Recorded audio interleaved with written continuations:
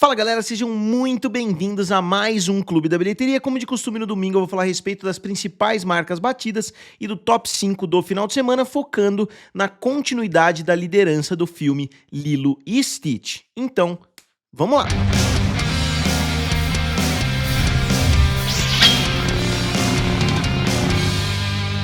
Então pessoal, eu sou o Felipe, aqui do canal Triplo F, também lá do canal Guerra dos Streamings.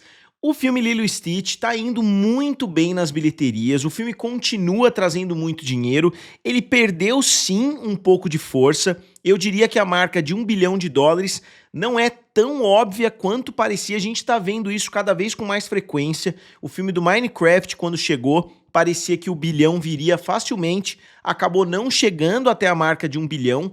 Isso eu acho que não vai acontecer com Lilo e Stitch, mas o filme já desacelerou de uma forma bem relevante, né? E se a gente olhar o comparativo com o filme do Minecraft, o filme perdeu um pouquinho da liderança, né, que ele vinha tendo contra o seu concorrente aí de outro estúdio. Mas vamos começar falando a respeito do terceiro final de semana muito positivo do filme Lilo e Stitch, porque a queda foi melhor do que a queda da semana passada, mesmo que o filme tenha feito muito menos dinheiro, obviamente. O filme Lilo e Stitch caiu 47% e fez mais 32,5 milhões de dólares, que é um resultado muito bom para um terceiro final de semana. Vocês vão ver o comparativo, né, com os outros finais de semana dos live actions da Disney, e o filme chega a 772,5 milhões de dólares. 772 em somente 3 finais de semana é um valor sensacional que coloca o filme já em uma posição muito positiva, principalmente se a gente considerar o orçamento de somente 100 milhões de dólares. 100 milhões de dólares é um orçamento muito baixo para um filme desse porte, né? Então eu imagino que o filme vá se tornar extremamente lucrativo. Eu tive uma festa de criança, né? A festa do meu sobrinho, hoje mesmo, e eu fui no shopping ontem, eu fui na PB Kids, eu acho que é o nome da loja, e só tinha coisa do Lilo e Stitch. Você entrava na sessão até 1 ano, aí na sessão para 8 a 10 anos, depois para maiores, você via lá muitos brinquedos diferentes de Lilo e Stitch. A mesma coisa que a gente viu para carros, para Frozen, a gente está vendo agora com Lilo e Stitch, então acho que é uma franquia que vai se tornar cada vez mais lucrativa para a Disney. Eu imagino que eles já devem estar com outros projetos aí envolvendo Lilo e Stitch para o futuro. E aqui para vocês verem a evolução semana após semana, o filme começou com 304, aí subiu para 610 e finalmente 772, então um aumento de 162 milhões de dólares do final de semana passado para esse, que é uma queda relativamente acentuada se a gente levar em consideração que o filme tinha feito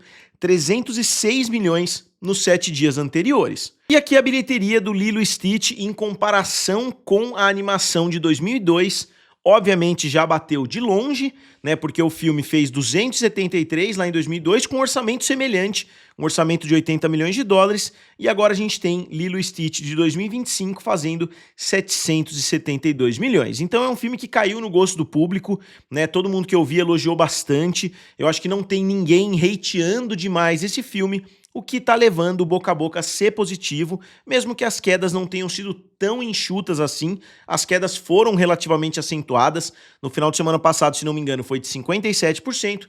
E dessa vez 47%. O ideal seria, né, uma queda ali na casa dos 30%, 40%, mas as quedas foram um pouco mais altas. Estaria dando uma média aí de 50% por final de semana, um pouquinho mais, até uns 52% de média. E aqui eu separei o final de semana 3 de cada um dos maiores live actions da Disney, começando pelo Rei Leão.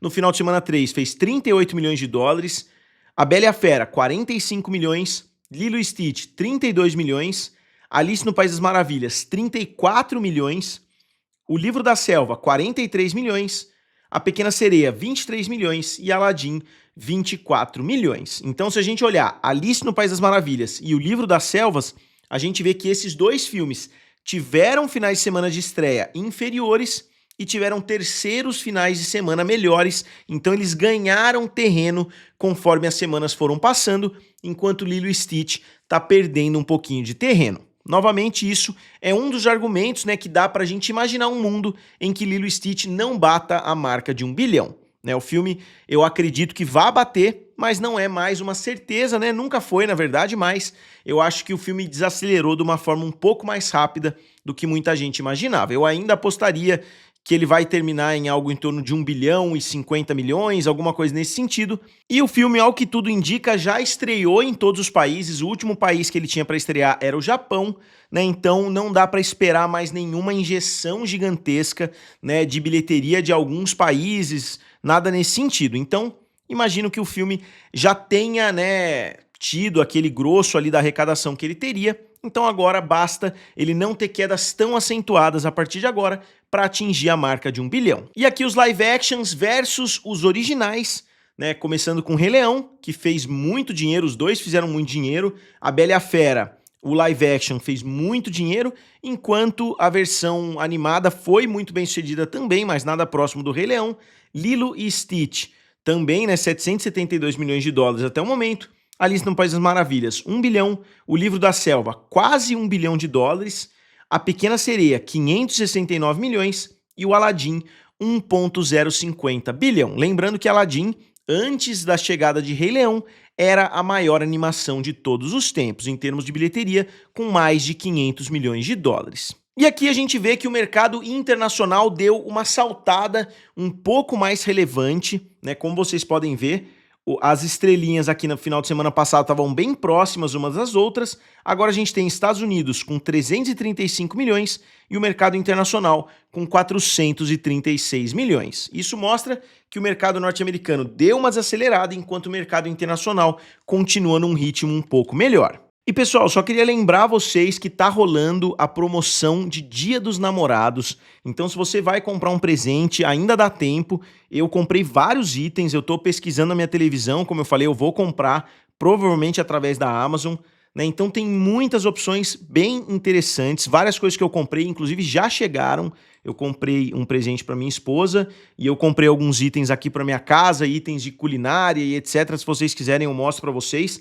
Mas tem muita promoção legal rolando. Se vocês quiserem dar uma olhadinha, tem muita opção interessante. Se vocês comprarem alguma coisa, vocês não gastam um centavo a mais por isso. E é uma forma bem legal de apoiar o canal. E avançando para o segundo colocado, a gente tem o filme John Wick, Ballerina ou Bailarina, um mundo de John Wick. Eles deram nomes ali diferentes, né? Aqui no Brasil o nome ficou bem diferente do título lá nos Estados Unidos. Mas é o quinto filme aí da franquia do John Wick. Eu coloco entre aspas porque não é literalmente uma sequência do John Wick, é um filme derivado, mas o orçamento foi de um filme do John Wick, porque o orçamento do filme foi de 85 milhões de dólares, eu vi lugares falando 80, eu vi lugares falando 90, então eu coloquei no meio do caminho, e o filme não teve uma abertura digna de John Wick, né? Então o filme não conseguiu atrair todo o público, mesmo com a presença da Ana de Armas, né, que já tinha participado inclusive do último filme do 007, então ela é uma atriz que já está muito bem preparada, né, para esse tipo de filme de ação, mas o filme teve uma abertura de 25 milhões de dólares, que parece uma abertura grande, mas não se a gente considerar o orçamento mais acentuado. O filme chegou a 51 milhões de dólares ao redor do mundo inteiro. Como eu costumo falar aqui para vocês, o ideal é que o filme bata já o seu orçamento no primeiro final de semana. Isso não aconteceu, na verdade isso deve acontecer só no final de semana que vem. E aqui, obviamente, eu fiz, né, a análise de todos os filmes do John Wick, começando pelo primeiro lá em 2014, de fato o primeiro filme muito icônico lá do Baba Yaga e aquela história toda do cachorro, pra mim o melhor da franquia até agora, porque não tinha ainda toda essa mitologia exagerada que a gente viu sendo formada nos filmes seguintes. Tinha sim o Hotel Continental e etc, mas ainda pra mim não tinha passado dos limites, é igual Velozes e Furiosos, né? Já passou um pouquinho do limite da realidade, mas a gente tem o primeiro filme com 86 milhões de dólares, na verdade. O segundo filme abriu com 30 e fez 174 milhões. O terceiro filme abriu com 56 e fez 328. E o quarto filme abriu com 73 e chegou a 440. Então a gente vê, né, se você traçar uma reta, né, da bilheteria dos filmes, as aberturas foram crescendo de filme a filme e a bilheteria foi crescendo de filme a filme. Então, eu particularmente acho que a Ana de Armas deveria ter sido incluída no John Wick 5, né, ou já no John Wick 4, ela poderia ter tido ali uma performance dividindo um protagonismo para depois ter um filme derivado, porque eu acho que a bilheteria é muito diferente, basta vocês olharem a abertura de 73 milhões de dólares de John Wick 4 e de 25 milhões desse filme da bailarina. Então a diferença ficou realmente muito grande, ou seja, eles não conseguiram trazer o público de volta. Né? Será que foi uma estratégia legal? Será que não foi? Será que a série, né, do Continental não acabou atrapalhando a franquia, né? Porque acaba tendo um excesso de conteúdo ali em volta do John Wick. Também não sei, mas vamos ver como é que vai ser o resultado daqui pra frente. Não acho que vai ser um filme que vai segurar tão bem assim. Eu acho que muita gente vai deixar pra assistir quando chegar em um serviço de streaming. Então, resta a gente ver, né, se o filme vai conseguir se pagar ou se vai ser um tiro no pé para uma franquia que vinha evoluindo filme após filme. E falando de filme de ação que custou mais do que deveria, a gente tem Missão Impossível, o julgamento final, que caiu 44%, então uma queda muito boa, mas o filme teve um orçamento inchadíssimo, né, por vários e vários motivos, porque o Tom Cruise gosta de fazer tudo com efeitos práticos, o Tom Cruise gosta de fazer tudo mais raiz, né, digamos assim, e o filme acabou sendo afetado pela pandemia, pelas greves, tanto de atores quanto de roteiristas, mas vários filmes foram, então eu não acho que seja uma justificativa para Paramount ter gastado tanto dinheiro com esse filme, mas de qualquer forma o filme, dentro do universo Missão Impossível, ele tá tendo uma performance sim positiva, né? Mesmo que ele vá dar bastante prejuízo para Paramount no final das contas, a gente tem que analisar a franquia como um todo, né? E eles já sabiam que o filme custaria muito dinheiro porque os outros filmes já tinham custado muito dinheiro também, né? O filme fez mais 15 milhões de dólares e chega a 450 milhões de dólares, né? Que é um resultado um pouco esquisito, né? Como eu falei pra vocês, se não me engano, no final de semana passado, a franquia Missão Impossível nunca bateu a marca de 1 bilhão de dólares. O Tom Cruise bateu a marca de 1 bilhão no segundo Top Gun, mas nunca conseguiu bater com Missão Impossível, o que é surpreendente, né? Se a gente considerar que Velozes e Furiosos já bateu 1 bilhão, 007 bateu 1 bilhão, muitas outras franquias bateram 1 bilhão várias e várias vezes, né? Piratas do Caribe, né? E outras por aí. Enquanto Missão Impossível nunca conseguiu esse feito, né? Na verdade, nunca conseguiu nem 900 milhões de dólares, né? Ó, como vocês podem ver aqui, o filme mais bem sucedido é o Efeito Fallout, que fez 824 milhões.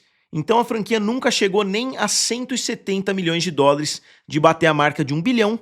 O que, como eu disse, é curioso, né? Porque o Tom Cruise é um dos maiores astros num gênero que costuma bater a marca de 1 bilhão, como outras franquias aí que eu citei para vocês. Então eu acho que o apelo internacional talvez não seja o mesmo, né? Aqui vocês podem dar uma olhada, a franquia começando lá em 1996 e chegando agora em 2025. Eu gostaria de deixar uma pergunta aqui para vocês. Vocês acham que o Tom Cruise foi beneficiado pela franquia Missão Impossível ou não? Eu tenho uma opinião um pouquinho polêmica, digamos assim, a respeito desse assunto. Mas vamos continuar, né? Aqui eu coloquei todos os maiores filmes, 8 de todos os tempos, de franquias que seguem uma linha do tempo, né? Um pouquinho linear, digamos assim.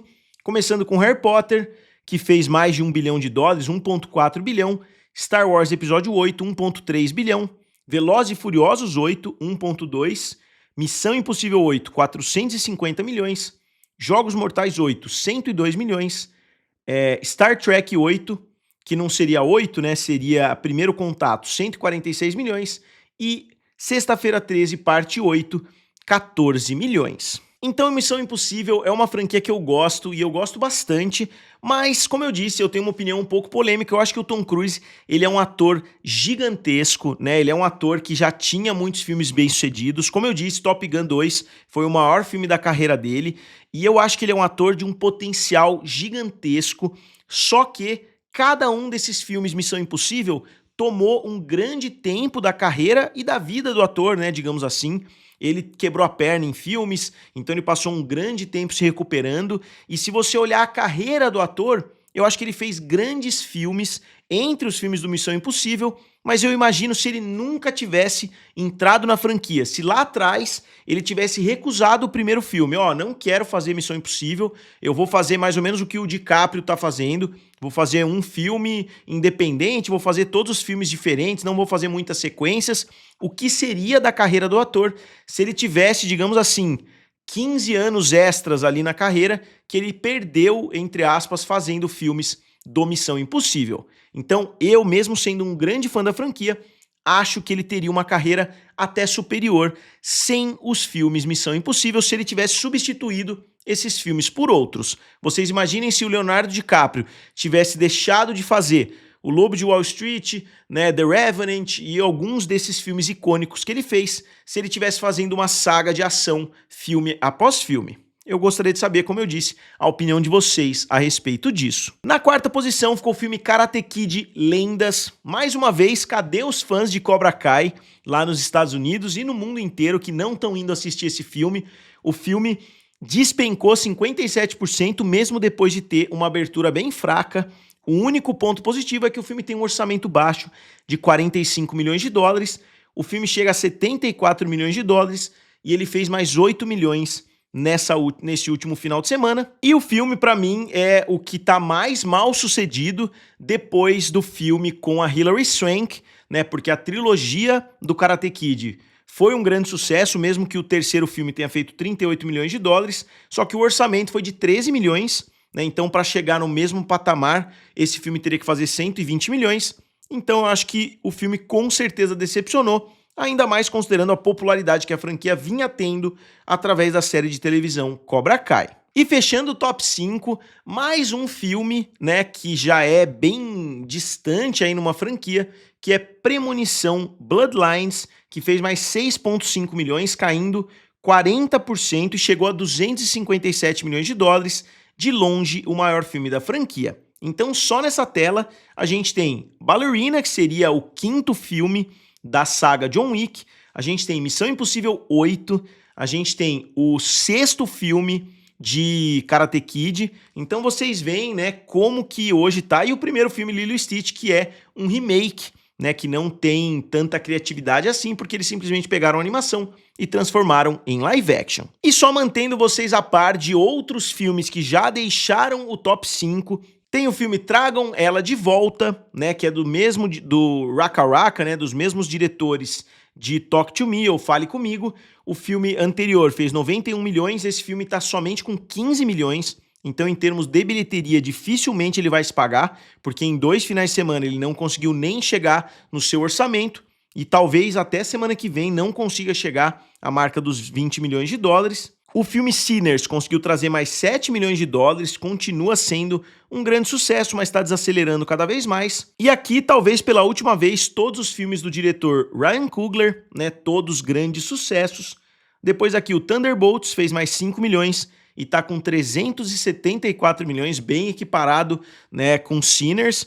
Só que o filme teve um orçamento muito maior, né? Um orçamento o dobro, mesmo que Sinners já tem um orçamento de 90 milhões, que é um orçamento bem salgado para um filme original. O filme Thunderbolts tem um orçamento de 180 milhões. O filme do Minecraft já desacelerou bastante, tá com 951, mas como eu falei para vocês quando eu estava analisando o filme Lilo e Stitch, se vocês olharem aqui, ó, até o terceiro final de semana, o Minecraft estava com 720 milhões.